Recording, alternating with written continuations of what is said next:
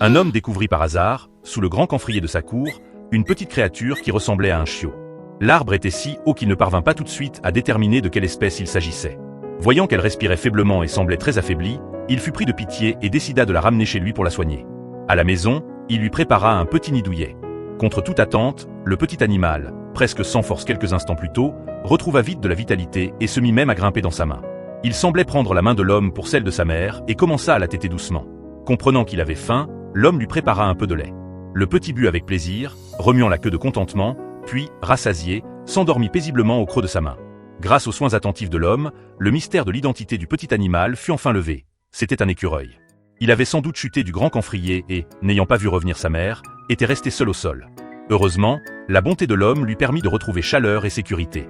L'homme pensait que le petit écureuil resterait toujours chez lui.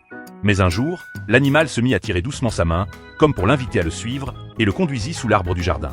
En se penchant, il découvrit qu'il y avait construit son propre nid.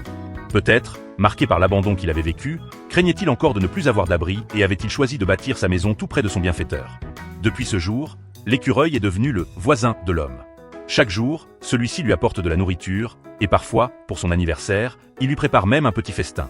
Bien qu'ils soient d'espèces différentes, leur lien dépasse toutes les frontières. Cette affection simple et sincère a rendu leur vie à tout de plus douce et plus pleine de sens.